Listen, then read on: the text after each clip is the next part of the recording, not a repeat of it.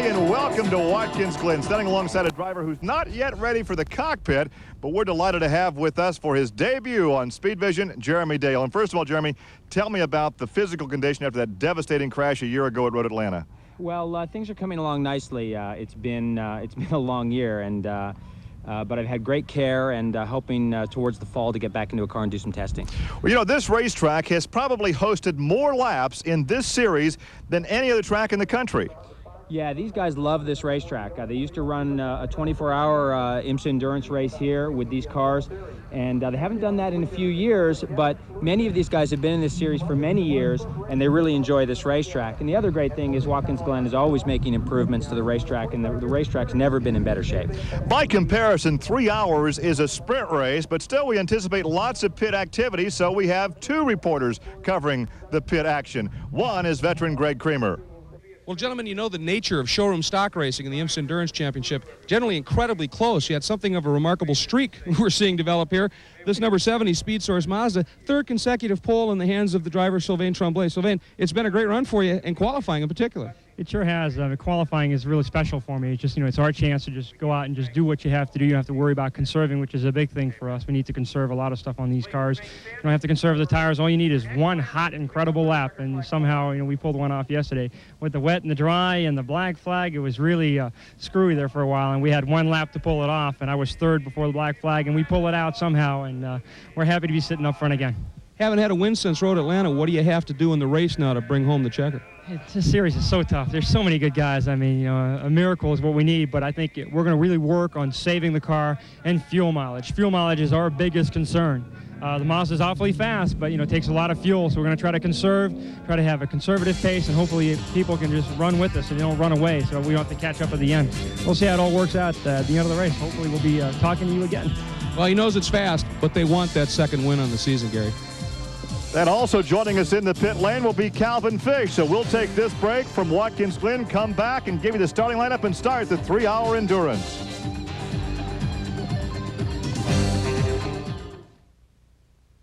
It's a battle of man against machine and driver against driver, but in the end it's an all-out war against the starting line and the finish line.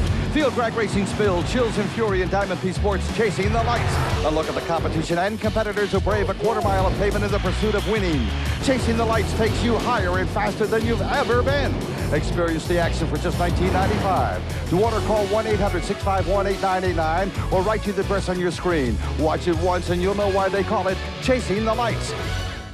You can see the cars are now on the track. We are ready for the 3-hour endurance race, the IMSA Endurance Championship here at Watkins Glen. As we'll take a look now at the starting lineup. They qualified yesterday. In fact, the first part of the qualifying session was in the dry, and then it rained, which meant we had some guys scrambled somewhat. Some guys starting up toward the front that perhaps normally would not be because of the qualifying situation. Joe Vardy will start from the pole in number 70. Sean Hendricks, the winner of the last outing at Texas World, will start outside the front row. In the second row, Stu Hainer, number 32. Conway will go outside in number 2. Then in the third row, it's Cat Teasdale in number 1. Martini going outside in number 62. In row 4, Fairbanks in 0-1 and Smith in 47. In the fifth row on the inside, Cochran in number 3. Outside is number 77, Baxter. In the sixth row on the inside, Weinberg in 33. A Mustang Cobra of Borcheller outside in 54. In the seventh row, Knowles will start inside in the Formula Firebird in number 5. Outside, Long High in number 53. In the eighth row on the inside, Dittmer in 74. And outside number 72 is White. In the ninth row on the inside, Mountain number 7 in the Mazda RX-7 Turbo. The Porsche 968 of Fitzgerald outside. And then row 10 on the inside is Singer in 73. Outside is Green in 38. Green's the fast qualifier for the touring class. So that's the big surprise on this grid. And as you mentioned, we had the wet conditions yesterday, and that touring car ended up in 20th position right behind the Grand Sports cars. And of course, that was a big surprise.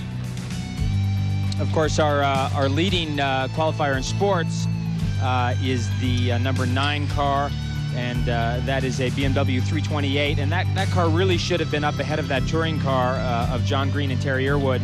But as we said, we had the weather problems yesterday. And of course, the leading compact car, which is in 34th position, is the Nissan 240 SX. As we take a look at the rest of the starting lineup, 76 cars in all, 40 of those are the Grand Sports. We have 13 in the touring class, so a lot of traffic, although this is a very long racetrack at 3.37 miles in length, 11 turns. We'll take a look now at this racetrack in beautiful Watkins Glen, the burg of Watkins Glen, and there it is. Now, there are actually two racetracks. They're using the boot down here, which makes it a much longer track. Yeah, Gary, you can see the chicane there at turn 4. This is a real driver's track. The Winston Cup cars and the NASCAR cars, they use the short version there. You can see the little connection there. But in road racing, we use the long circuit here, and they call that the boot. Very good section of racetrack, and of course, lots of elevation changes at this racetrack. A real driver's circuit. Strategy. 3 hours, a short race by comparison, but what kind of strategy? You wait till, as you take a look there at the 3-hour length of the race, there's your pole speed. Do you wait perhaps and just kind of stay in contact with the leaders until the last hour? I think these guys will be able to count on yellow flags in this race with 70-odd cars in this event. There will be full course cautions. So I think for most of these guys to stay on the lead lap in their class, and that gets tricky for the cars in the slower classes, staying on the lead lap. It's very important to stay on the lead lap, conserve the car, not use up the brakes. These guys don't want to do a brake pad change or anything during this race. So there is some conservation that needs to happen. Some cars have as many as 4 drivers, some only 2. And we talk about the Hendricks car that won a couple of weeks back at Texas World Speedway. Sean Hendricks pairing with a new partner, although I shouldn't say a new partner, a different partner for this weekend. Yeah. I prefer the, in a race like this, I would prefer to have just one other driver.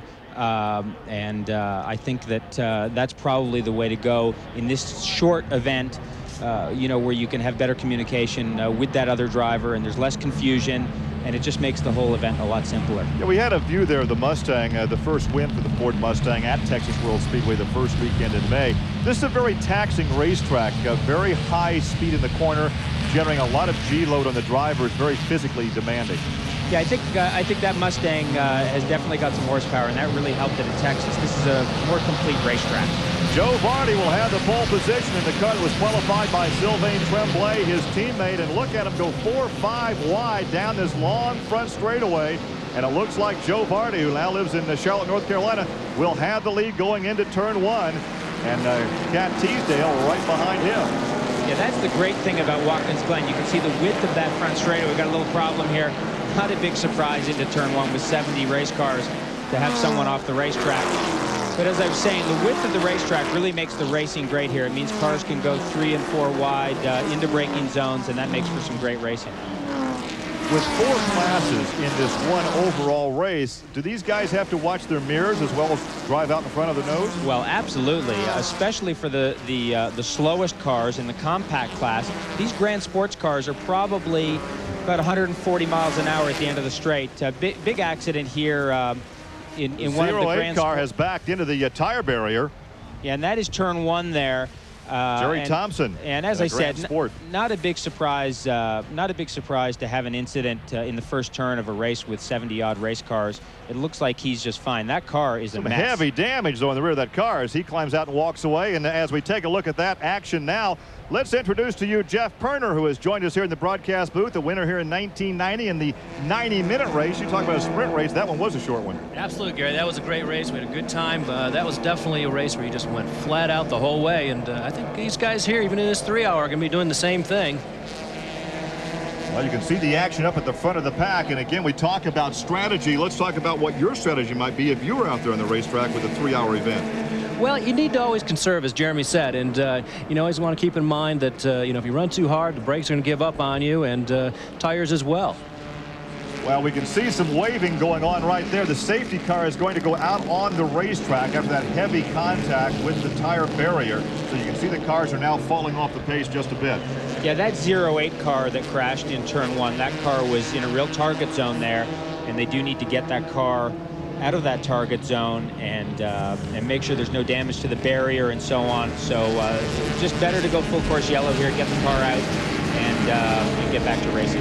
We talked about the win by Sean Hendricks, and Morris said at Texas World Speedway, the Mustang went 6 hours without a change of brakes. That really gave them the victory. How demanding is this racetrack on brakes? I would say this racetrack is much more demanding on brakes than a place like Texas. you know, about 60% of that racetrack is full throttle, and I think that was a big advantage for the Mustang. This racetrack is very tough on brakes. You've got a lot of hard braking zones. Back into that chicane, into the toe of the boot, it's real tough on brakes. Well, we continue under yellow after that heavy contact with the wall. There's a look at your top 4 as the race continues under yellow here at Watkins Glen.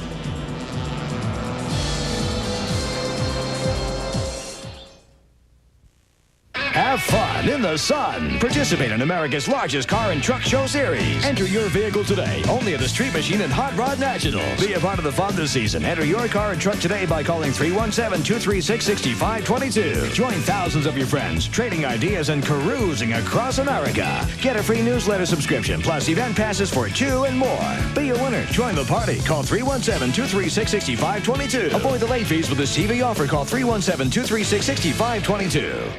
Have fun in the sun. Participate in America's largest car and truck show series. Enter your truck today, only at the 4-Wheel Jamboree Nationals. Be a part of the fun this season. Enter your truck today by calling 317-236-6522. Join thousands of your friends, trading ideas and carousing across America. Get a free newsletter subscription, plus event passes for 2 and more. Be a winner. Join the party. Call 317-236-6522. Avoid the late fees with this TV offer. Call 317-236-6522.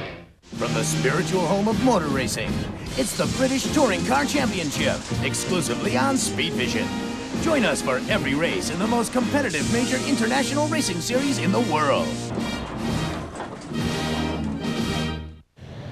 Well, back for the IMSA Endurance Championship at the Glen. Big incident down in the first corner in the opening lap. Checked in with the crew of the driver, the number 08 Pontiac Firebird Formula. Of course, Jerry Thompson, the driver on board, they said they really don't know exactly what happened. He lost it. He lost it big into the barriers, big damage in the back of the car. They've taken him to the medical clinic just for a checkup. It appears he's going to be fine. That standard operating procedure. But again, big developments here. It was a pack going down into turn 1. Now let's move a little bit further down pit lane and talk to Calvin Fish. Greg, I'm here in the pit of TI Racing. You run John Green, and John has an incredible finishing streak going on 45 races now. He's teamed up with Terry Airwood. They sit on the pole for the touring car class, and Terry's out there. He hopefully wants to turn it over in the lead to John, and John's going to see if he can extend this streak, which has now gone on some 6 years. An incredible run. Let's see how he does today. Back to you in the booth, Gary. Well, of course, we welcome you, Calvin Fish, to our broadcast as we take a look at the number 38 car. John has won 23 times in IMSA competition. His teammate, Terry Airwood, 26 times. So between the two, they've seen victory lane a whole lot of times. Yeah, and actually, I was in on a number of those victories with Terry when we both raced for Paul Rossi for Dodge and Eagle. And Terry's a fantastic racer, does a great job.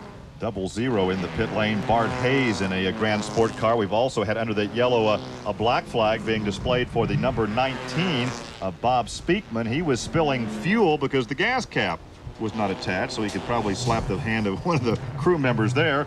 And a stuck throttle being reported on Rick Fairbanks, number 01. So a lot of pit activity already.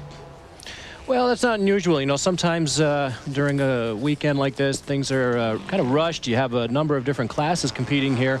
So you try to be as as efficient with your time as you can, and sometimes things are overlooked, unfortunately. The situation with the gas cap is that, it just seems like a small detail, but unfortunately it happened. There is that inner loop, they call it. We call it a chicane, and basically it was just created to slow the cars down before they got to a very dangerous corner. Yeah, that's actually a very fast section of racetrack. Most of these cars would use 3rd or 4th gear there, and you can call it a chicane, and it certainly does slow the cars down, but it's a very quick section of racetrack. Now that leads into turn number 5, and that leads on into the boot area. So we continue under yellow here at Watkins Glen. Come back with more for IMSA action. Like the roar of 1,000 freight trains, tornadoes are nature's most violent storm. Now, for the first time, you can experience 46 incredible twisters in one heart-stopping home video. Tornadoes, the entity. This incredible 1-hour video brings you rare and terrifying footage recorded live through the shaky viewfinders of awestruck amateurs.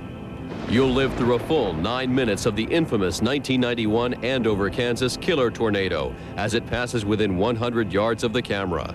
Plus, exclusive stop-action editing reveals funnel center lightning as you've never seen before.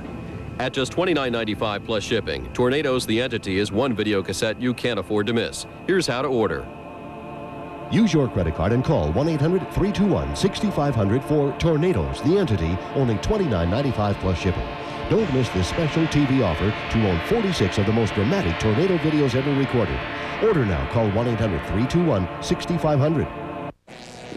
The lights are on the pace car. We should get a start the next time by the flag stand as the Joe Vardy Sylvain Tremblay car continues to lead.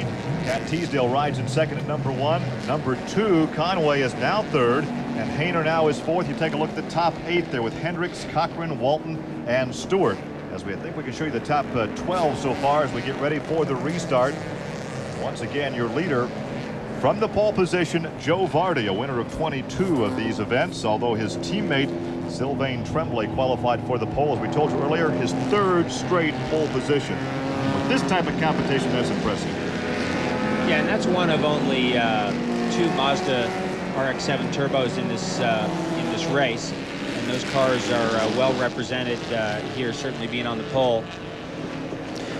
You can see the front end of the car there that's in second place. That's number 1 car with Teasdale's in it right now. Teasdale, yes, driving yesterday. Andy Pilgrim got in a wreck there in qualifying and tore it up pretty good. The crew was up all night putting it back together. It looks like they've done a great job because they're up to second place already. Well, as we documented, qualifying began yesterday in dry conditions. Then a torrential rain came in. The guys had to change the rain tires, so we had some very fast laps early. Then the speeds dropped off as the green flag flies were racing once again. A restart at lap 6. We're not going by laps, though. We're going by time. Looks like we have a drag race down the front stretch, and look at all this smoke. Looks like possibly a turbo has let go. I'm not quite sure. Have to see if he starts to lose some power. He still has his foot in it. It's going right up the tail of Teasdale. Again, a little puff of smoke as the shift was made. You have to keep an eye on that. Yeah, that does not look good 10 minutes into a 3-hour race. These turbochargers, once they start to leak oil and blow smoke, it's not a good recipe. As they work up through the S's to the backstretch. Of course, the backstretch will lead on to that inner loop we talked about earlier. But right now, Cat Teasdale, who's been a victor twice in this competition, now leads Joe Vardy through that inner loop. Yeah, and this is a great area. Coming down this back straight, you can do a little bit of drafting there and a fairly intense braking zone there coming into the inner loop, and it gives these guys an excellent opportunity to do some passing. Oh, absolutely, Jeremy. It's a great place to do passing there at the end of the back straight coming up into the chicane. And you can see, I'm sorry, Jeff, you can see this section of racetrack has been resurfaced recently. These guys having a good battle coming down into turn 6. Stu Hayner on the inside of Conway there, and there's a textbook pass. Now he's going to try to out-drag racing down the straightaway. Now, a couple of years ago, that might have been a much tougher pass down in there. That section of racetrack used to be very bumpy, very unsettling for the race cars, and I think anyone that's ever driven a race car at Watkins Glen really appreciates that repaving down into turn 6. You know, almost to the driver, they call this their favorite track. What makes this track so enjoyable for the competitor? For me, it's just the variety of turns out here. I like the fast turns, the elevation changes. Those are things I think that makes it real challenging out there, and probably aspects that I think everyone would consider as far as making it a good track for racing as well. Well, and of course, there's a real sense of history associated with Watkins Glen in terms of road racing. You see a car dropping a wheel there at the exit of turn 9. There's a real sense of history at Watkins Glen, and I think just coming to Watkins Glen is a magical thing for anyone that's really into road racing. And of course, there's so much elevation change here. You really can't appreciate it from watching on television. But once you're in the race car, the track really drops off on occasion. No, it's like a roller coaster out there at times. I tell you, you really get a real appreciation for it. Down the front stretch into turn 1, and once again, Vardy goes to the inside of Cat Teasdale, takes the lead. Here comes Sean Hendricks, and again we see that smoke. That's really disconcerting when you're following a corner and you see all that smoke. Well, actually the thing that Teasdale needs to be doing right now, she just needs to be being cautious, just kind of playing it out right now, because it looks like this Mazda may not last. Back there in third is the Sean Hendricks Ford Mustang, and Conway's back there in fourth in that red number 2. Then it's Stu Hayner in that black and yellow number 32. Oh, we got a crash. You can see the damage to one of the cars back there. A heavy contact. Yeah, number this looks 46 like the, car. This looks like the exit of turn 11, and that's a very common accident here at Watkins Glen. This car probably got up on the probably got up on the curbing, leaving turn 11 and hooked back to the inside wall there, and you can see the driver's getting out under his own power. So Kevin Caffrey is the driver. There are going to be some fans disappointed because the co-driver of that car is Jason Priestley, the television star, and some of the fans want to see him compete this afternoon. That won't happen. That car's out of the race. So you can see that the driver walks away, apparently uninjured. Kevin under some attention there from the medical crew after some heavy contact. But he'll have a chance to get checked out and catch his breath and then knock the cobwebs out. Yeah, we've seen that before. What happens is the drivers come off of the last turn and drop over the outside edge and end up hooking back across the road into the entrance of the pits there. Very hazardous situation if that does occur. You need to be very careful with that when getting the wheels off the edge of the road and coming back on. Now you see the damage to the race car, the debris on the racetrack. So I'm not sure if we went to a localized yellow there or a full course yellow. Apparently a full course yellow because that comes out of that last corner on turn 11. So we'll take this time to clean up the track out of the yellow. We'll come back and go racing.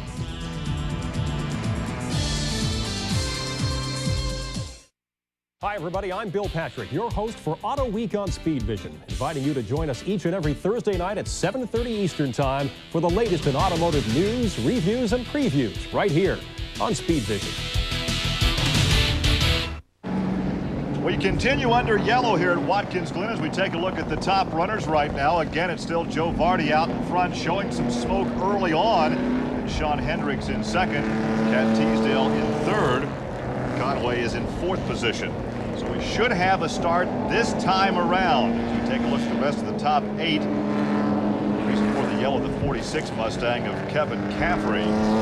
Brought out the yellow as he slammed the inside wall just off of turn 11 at the head of the front straightaway. So he was being checked out at the care center. See the damage to the race car, but we should get a green this time by. A lot of yellows early on, and you made an interesting remark early about the qualifying yesterday in the rain may have contributed to that. Yeah, I think it probably juggled this field in a way that was unexpected in terms of some slower cars being closer to the front, some of the quicker cars being closer to the back. So we're finding here in the early going that there's probably a lot more passing going on than there normally would be. There's a little rubbing going on there. And so we're now green. And these single file restarts should be a little bit more tame. As you can see, Joe Vardy has a good lead in turn 1 here, but a lot of jockeying behind him. Well, I'll tell you what, our broadcast booth is starting to look like a driver's meeting because we have Jeremy Dale up here, we have Jeff Turner up here, we've been joined by Johnny O'Connor. Welcome, Johnny. Thanks for having me. You know, you gave me such a hard time at Texas when I didn't stop by and say hello to you. Right. That I figured I at least had to come over and say hi. Well, once again, our observation has been perhaps qualifying yesterday, partly in the dry, partly in the wet, shuffling start lineup and contributing to the yellows early on. Well, yeah, that's very true. But also, I mean, you've got, you know, at the start of a race, everyone's always trying to gain that easy position because everyone right now is running so close together that, and especially with a field this big, I mean, there we got a problem right there. Right in the middle of the pack, car number 41, Bill Pate. And this is another problem at turn 3 at the top of the S's, which we don't have to tell Johnny about having problems at turn 3. That's not where you want to be sitting stationary right there. Or coming up the hill with someone sitting stationary. Yeah, it looks like this car may have touched the barrier on the way up the hill. Maybe got pushed off the racetrack. It looks like it's got some damage. And fortunately, it probably happened in the back of the pack or towards the back, so no one else seemed to get involved. Hey, we got one of the Dave White racing cars off on the track over to the side. Looks like it's out of the way, but he's in trouble there. We've had action all over this racetrack that continues to slow the pace. Making it hard, really, to go out and set a rhythm. Everyone right now, every time we have a restart, is just run as hard as they can, trying to break away from the pack. And because of that, running so hard, I think that's why we're having some problems here. Now, of course, the guys that are loving this are the guys that have the fuel consumption problems. You know, now we spent about 30 minutes under yellow. So quite a bit of yellow time, and that will change pit strategy for a number of these teams. Most of the teams are what, making 2 stops perhaps as many as 3? Yes, 2 to 3 stops. I mean, the Mazda has an incredible problem with fuel economy. It's a very fast car, but it really uses up the fuel. The Mustangs and the Firebirds also have that problem. Now, a car like the Porsche that gets great gas mileage, they're hoping that the race would go green the whole way. And obviously, that's not going to happen here. So this may play out really to the advantage for the Mustang and the Pontiacs. Nonamaker, we understand, was in that car and not paid, so Nonamaker is okay surveying the damage as the car comes to rest out in the middle of the groove. And what we're seeing are not localized yellows. We're going full course yellows with these problems. Well, this is absolutely a place where you've got to go full course. Yeah, you've got to go full course yellow at the top of the hill there because it's completely blind as you come up the hill. So I think we were probably very, very lucky not to have another car hit this car. I mean, that's pretty remarkable in a field of 70 cars, even though this happened towards the back of the field. So it was Joe Nonamaker. He is okay standing along the driver's side of that race car as the pace car brings the field by through turn 3. We remain under a full course yellow, and as you indicated, very difficult to establish a rhythm early on in the race because we have a lap or 2 under green, and we go right back to a full course yellow. Yeah, it's really taken away from the excitement of the race. You know, you go out there, you run a couple of hard laps, and then we go back to a full course yellow. So kind of aggravating from a driver's point of view. And you can see how slowly they're bunched up going by as it's beautiful countryside here in Western New York. We'll come back and hopefully turn them loose and go racing.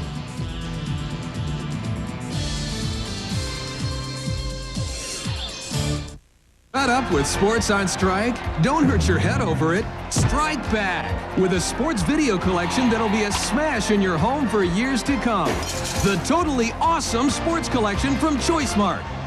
5 incredible sports videos for just $19.95. Just $19.95 and you get Sports Blooper Mania, the lighter side of baseball, incredible plays, pro sports bloopers, and amazing superstars.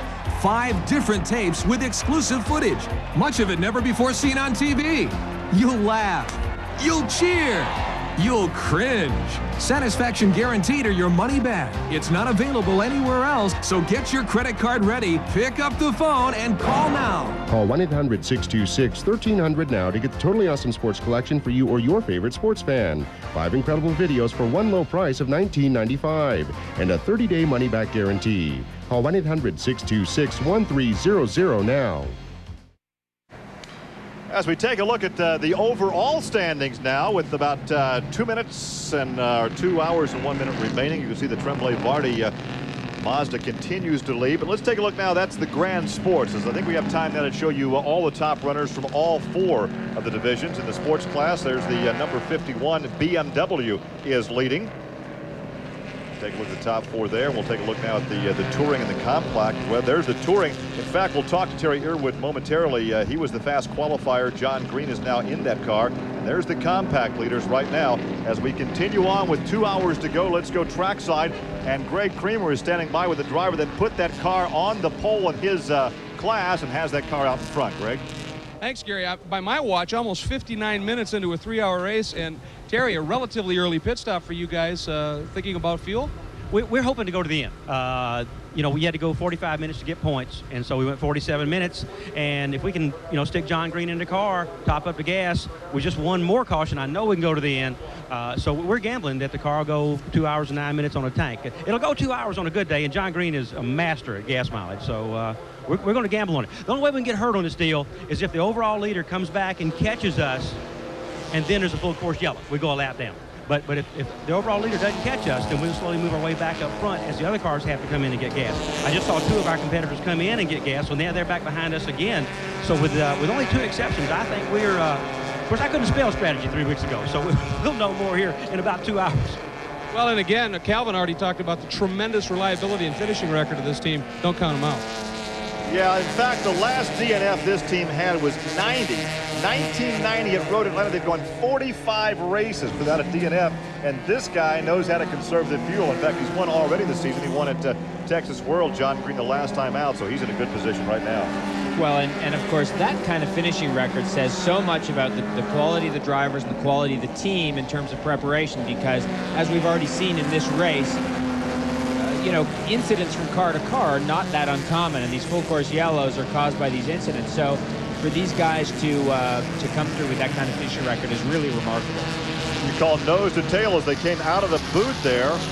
They head into turn 10, and there's the green flag. Restart with about 2 hours of competition to go here at Watkins Glen. Now, hopefully we can do some racing. And once again, we see that Vardy Tremblay car out in front. Then the Sean Hendricks white Mustang that won at Texas World riding in second. A battle for fourth position. That is Teasdale on the inside, number 1, and Stu Hain on the high side in the black and yellow, number 32. And Teasdale hangs on. In fact, she was victorious here overall last year to become the first lady to win the competition in this class. Yeah, and this team certainly knows how to prepare these Firebirds. They've been around. They've won a lot of races. They know how to do this. And, you know their strategy will be spot on. You can see Catherine Teasdale a little defensive there into the chicane, trying to hold back those cars behind her. But you know their strategy will be spot on, and they'll get this right. We heard a report earlier when we saw that white smoke coming from the 70 Mazda that perhaps they just overfilled the oil, a little belching of smoke, and it'll dissipate, and there's no mechanical problem. Yeah, and it doesn't look like that car is having a problem now with oil. Pass for fourth place. Hayner on the inside makes the move, slides back up in front of Cat Teasdale, and takes that position. And you can see now Stu Hayner into the toe of the boot here, running up the middle of the road, being a little bit defensive there into the toe of the boot. You can see how evenly matched these cars are. They're really close. From a strategy standpoint, guys, do you want to battle with somebody for a position this early in the race? Granted, we've had a lot of yellows, but still 2 hours to go. If you're battling for position and get taken out, the race is over. Well, I think part of being a good driver, or even a great race car driver, is, number one, knowing how to go fast, but also how to make the equipment last. A lot of people out there who can run real quick, but they always seem to be finding themselves in trouble or what have you. I think what they're going to need to do here today as far as strategy is by looking at it, now, point of view, we only have about 2 hours or so to race. If it goes green the whole way, or even if we have a couple of more yellows, it's really going to start changing the complexion of things. And we're going to have to just see what happens here. I think we've talked a lot about the fuel situation with the long yellows. Let's go back to the pit lane, and Calvin Fish, I think you've been doing some calculating down there. Well, Gary, we've already seen the fuel consumption and strategy play out with the touring class. We saw Terry Airwood come in early. And in the Grand Sports class, I just spoke to Ed O'Neill, who's a crew chief, Stu Hayner's car, and he said that they're already in the window. They believe they can run through an hour and 45, and that will put them on for a one-stop race, and then they'll be able to go the rest of the way. John Heinrichs will take over that car, and that should really put them in for a strong position at the end of this one. So a one-stop race perhaps. So all these yellows playing into the hands of those teams that have to make 2 or 3 stops, but not to the Porsches that could go on one over. Yeah, this is really going to hurt the Porsches or any of the cars and really any of the classes that really have good fuel economy, but perhaps aren't as quick. So you're going to see these fast cars now that fuel economy may not be an issue, really changing their strategy. Well, there's the 03 car off the racetrack.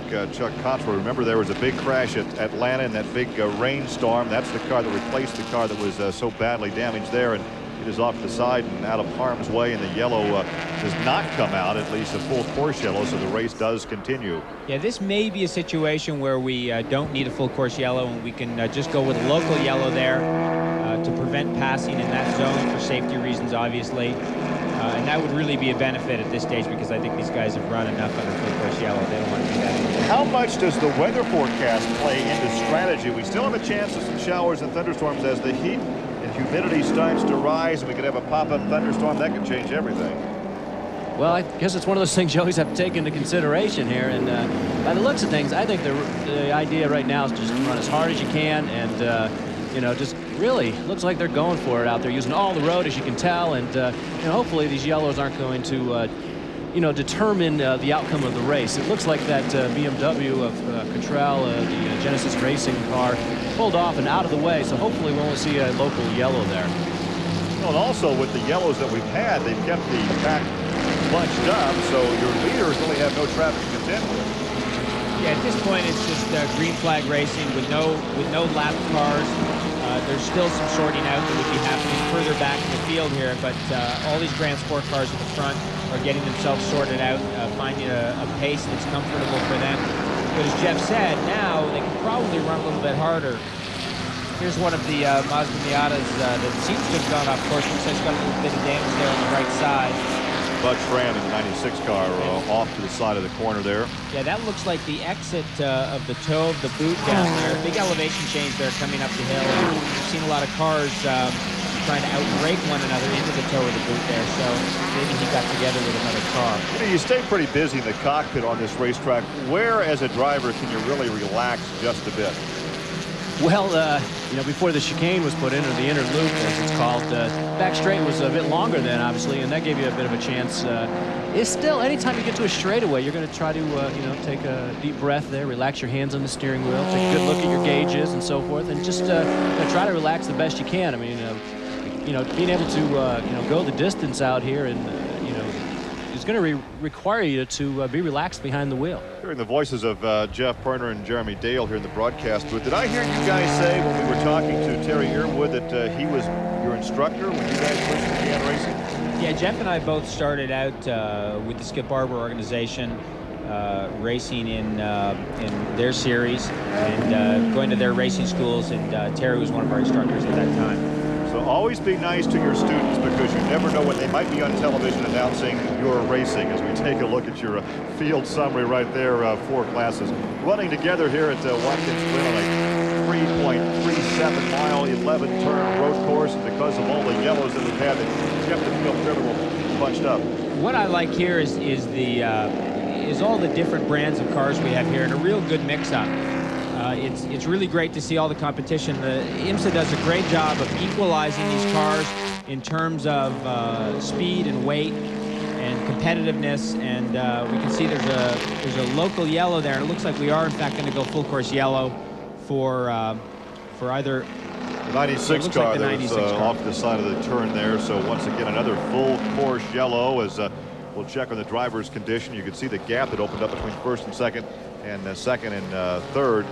There's the 4th yellow, the 4th full course yellow of the day as we continue through our field summary. And this is now playing in, as Terry Earwood would say, this will play into their hands. He said for sure with one more yellow, their Honda Prelude would be able to go to the end, and they're definitely contenders in their class without question. So this will play into their hands, and that strategy of theirs to stop is looking pretty good at this stage. The race has gone on now. I call it a race. The event has gone on for more than an hour. We've only had a few minutes of green light running, but theoretically at this time in the race, these cars should really be strung out all over this racetrack, and traffic really should not be that much of a problem. But with all the yellows we've had, it's kept the field all bunched up. So there is the reason for the full course yellow, the 4th of the day. So the pace car will pick them up, we'll bunch them up and come back and hopefully go racing.